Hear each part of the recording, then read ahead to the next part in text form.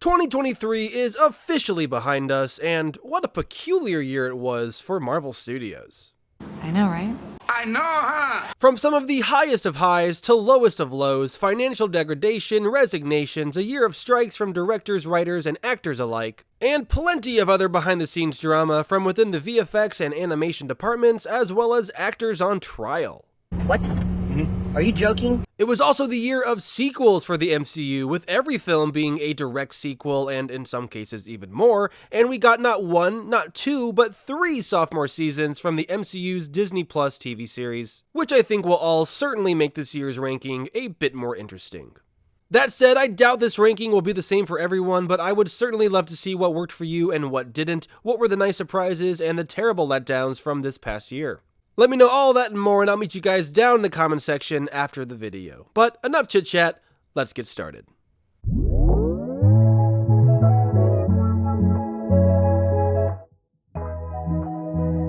Now, while we did technically get 7 projects from Marvel Studios in 2023, I will not be ranking I Am Groot Season 2, as it's just a bunch of shorts entirely meant for the younger audience.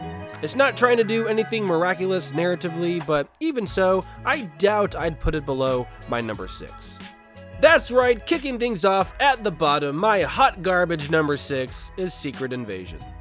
This was certainly towards the top of my most anticipated Phase 5 projects, and while the marketing surely kept me intrigued, I was still worried it wouldn't deliver on all its promises. After all the failed MCU Disney Plus TV series we've gotten, I've been hesitant to get too excited for any particular show. And unfortunately, my skepticism was well placed, as this was not just one of my least favorite MCU projects, but probably my number 1 biggest disappointment from Marvel Studios. Yeah, even worse than this one. Oh, that's awful.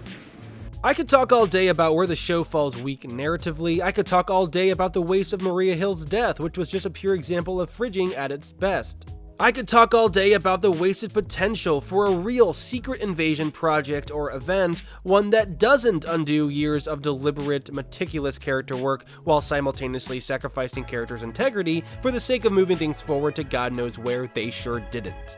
But when you look at the making of this series, at the idea of what it could have been versus what they actually set out to make, when you take in the fact that Feige didn't even want the showrunners to read the comics because there was no intention to actually, faithfully adapt those events within this series. And when you look at the fact that that still didn't stop them from marketing this project like it was going to be a 6-episode high-thrill political espionage conspiracy story that rings true for fans of the beloved comic run, well, it's easy to understand why fans like myself found this to be the biggest disappointment from Marvel yet. I was so hoping for another project like Captain America: The Winter Soldier, and when they announced this series and then released that first trailer, I was hopeful my dreams might just come true. But aside from maybe the color grading, this series is nothing like it. And even then, that's undone by its AI intro during the most controversial of times within the industry. What the heck are you doing? Why did you even try? But moving on and far up the ladder, I have The Marvels taking the number 5 spot. Now, The Marvels is a movie I see myself rewatching in the future, but it is not a movie where I found everything came together. You can say that again. It's an incredibly messy film that's also catered for a very specific audience. It's made by women, with women, for women, and I am not a woman, last time I checked.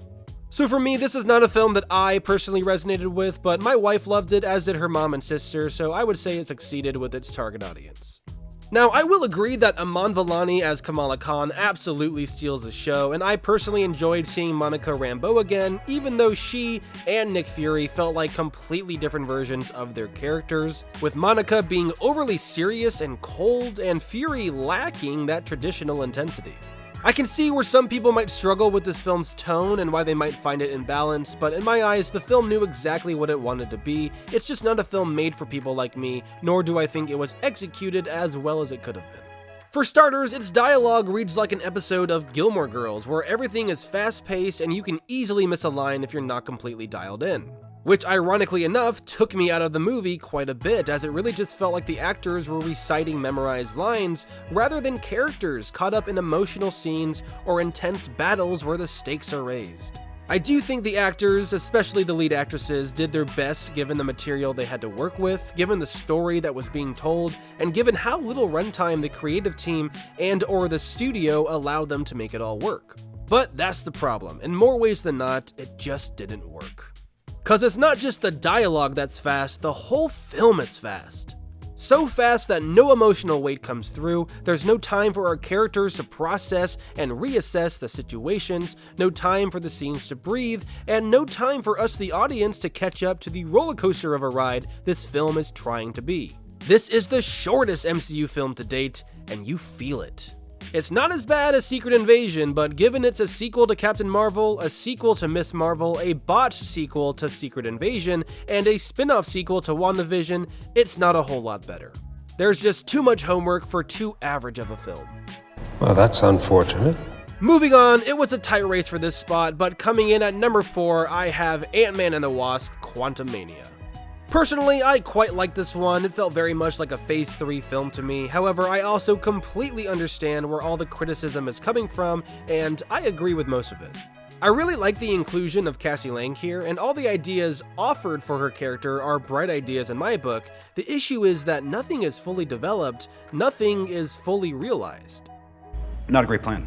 Cassie is set up as this super genius teen prodigy, outdoing the likes of Tony and Sherry and Riri. What? Get real! While Scott is set up as the black sheep of the Pym family now. But where does this lead narratively or thematically? Nowhere, really. And no, not that nowhere.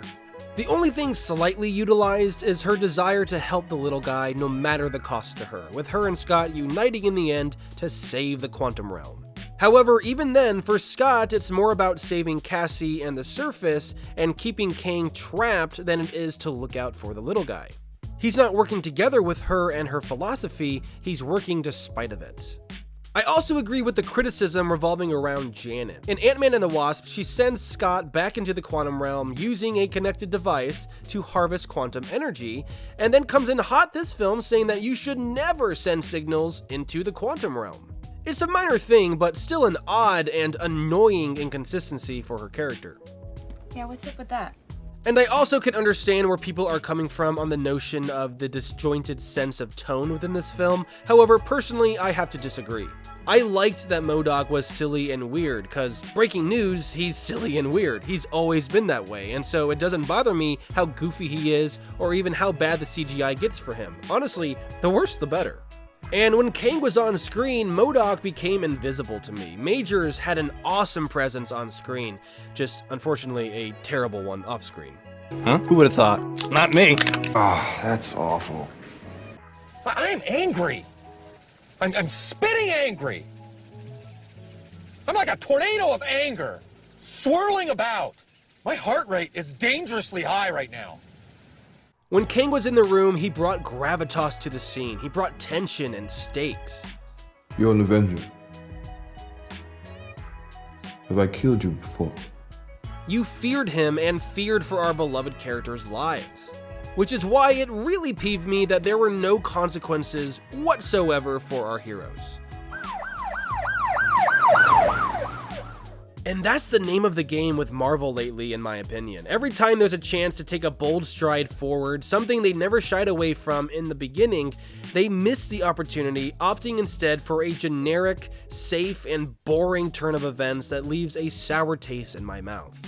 For example, they had a chance to leave Doctor Strange stranded in another dimension, taking away Earth 616's mightiest defender in the Multiverse of Madness. They had a chance to strand Scott and Hope in the quantum realm, further breaking down the current Avengers roster and thus boosting the need for a new Avengers team in Quantumania, which, by the way, would also warrant a need for Cassie to join a Young Avengers team, something they are clearly trying to set up. And instead, they opt for stranding Monica Rambeau, a brand new superhero, still without a name, whose value is currently undefined, and who average moviegoers have no emotional connection with. It's just straight up dumbfounding, these decisions, but they made them and they'll have to stand by them decades from now. But anyways, as for Quantumania, there's so many aspects I loved, from Janet and Kang's backstory, to Kang getting taken down by an army of evolved, hyper-intelligent ants, A Bug's Life style.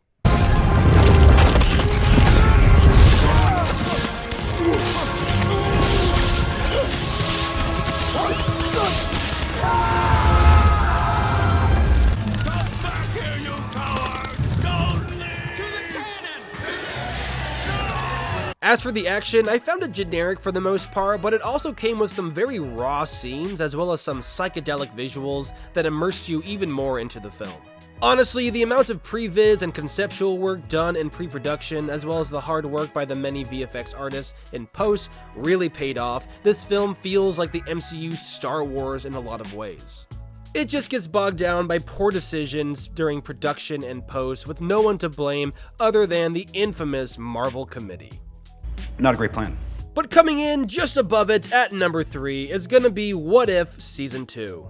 Now this was the biggest positive surprise of the year for me, and coming in right at the buzzer, as the first season really just didn't do it for me with subpar choices for what if scenarios and a forced 2-episode team-up finale. I was originally sold on the idea of a what if show as an animated series that episode by episode would walk us through the catalog of Infinity Saga films, changing one major component and seeing where the story could have gone from there. In my mind, I thought it was going to play with the choices that the creative heads had to make within each film, such as introducing Spider-Man in Civil War rather than the Wasp. However, the show is very much, and very obviously, not that. So while I did go into Season 2 with much lower expectations because of that, I still found the screenwriting, the action, the visuals, and the story themselves to be far better than what we got in the first season. We got intimate stories like Detective Nebula and Kahori, we got awesome action-packed stories like Hela's, Young Peter Quill's, and the 1602 Avengers. And we also got some episodes that were just pure fun, like Happy Saving Christmas and the Iron Man Grand Prix. I thought this season used the world building and lore established in both Season 1 and the broader canon MCU very well, with minor improvements on the animation and voice work, and huge improvements on the overall storytelling. There are still some things that I'm mixed on, like Peggy Carter being the through line for Season 2, and perhaps the show in general, aside from The Watcher, as well as Strange Supreme's return in the finale. But for the most part, I enjoyed everything that I saw, and I'm just glad that they made bold choices and stuck to them for once. As for why it's placed above Quantumania, well, there are certainly some episodes here that I found to be of higher rewatch value than Quantumania, plus it just doesn't suffer as much from wasted potential. Simply put, they set things up and actually saw them through, and I admire that. I like what you got. Good job. But next up, my runner-up is going to be the Guardians of the Galaxy Volume 3. Oh yeah! This was the culmination of years of storytelling, and even with the Russo bros and Feige sort of getting in his way and fundamentally changing his characters and their choices, James Gunn found a way to reclaim them and epically conclude his trilogy in a dark but satisfying way. We used to be in love. Yeah, she was my girlfriend, only she doesn't remember it because it wasn't her. Because her dad threw her off a magic cliff and she died, and then I lost my temper and nearly destroyed half the universe. This is emotional storytelling at its best and most visceral, with natural humor layered in that caters to its characters and established world. From the start, we understand the journey that's been laid ahead of us and also get to piece together more of what's been put to screen in the past, scene by scene. This was Rocket's story all along, but Gunn chose to slowly, piece by piece, build up towards it, methodically fleshing out our team with each installment. Thematically speaking, I find that the first two work really well as a duology, as we are introduced to our main cast of Guardians and watch them become friends and then eventually become family.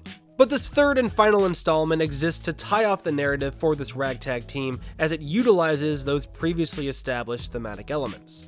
This story is raw and genuine, and it pulls zero punches as it strikes for the heart, invoking guttural reactions from all its viewers. You didn't want to make things perfect.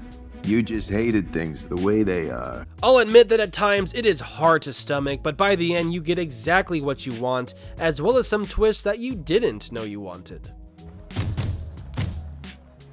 Run fast for your mother, run fast for your father. It's not the most action-packed MCU film, nor does it have my favorite soundtrack from this trilogy, but everything here was a deliberate and calculated choice that worked so freaking well. The visual effects and cinematography, the character work, the emotional storytelling, this cemented the Guardians of the Galaxy as Gunn's magnum opus, and I am so grateful for it. Oh yeah, that's a good stuff. But topping them all, and by a fairly wide margin for me, is none other than Season 2 of Loki. I was very upfront ahead of Phase 4 that Loki was my least anticipated project, as they could easily tarnish the character's journey from the Infinity Saga. However, this series did the exact opposite, somehow managing to flesh him out even further, doing things no one expected nor knew they needed, while setting up a new saga, delivering fun adventures into the multiverse, and giving us just overall great stories with old and brand new characters alike. Similar to Gunn's trilogy, the showrunners had a vision. They saw this series as a 2-season story, 2 halves to a whole, and they committed themselves to seeing that vision through, and it paid off immaculately. This show cemented Loki as a top 2 character from the MCU for me, tying up his decade-long arc in the most magnificent way, while still not limiting where his character can go from here. The action's not the cream of the crop, but I can still see it being some people's favorite, as the intense moments are uniquely crafted to drive the stakes and emotion. They all serve a purpose and come equipped with glorious visuals as well as a fantastic score. And what's even better, no one is guaranteed safe in this show, as there are actual consequences.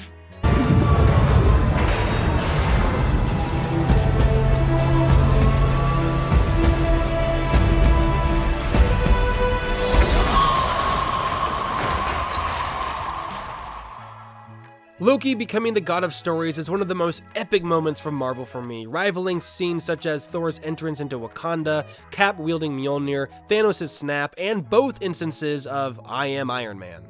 Once again, I'm praying that Loki is in touch for a while so they can let these moments sit and allow Loki's current journey to come to an end. However, if they do so choose another journey for him down the road, well, just make sure Eric Martin is there to help.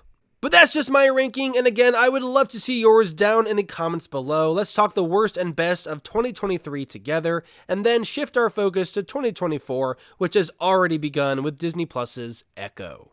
If you enjoyed the video, do me a favor and hit that like button to let the YouTube algorithm gods know that I'm still kicking in 2024. I've got plenty of other Marvel rankings for you to check out using the link in the outro, and if you're a fan of animation and video essays, then make sure you're subscribed to the channel so you don't miss some exciting new videos coming out this year. But as for now, that's it from me. Thank you so much for tuning in and sticking around. I will see you all next time.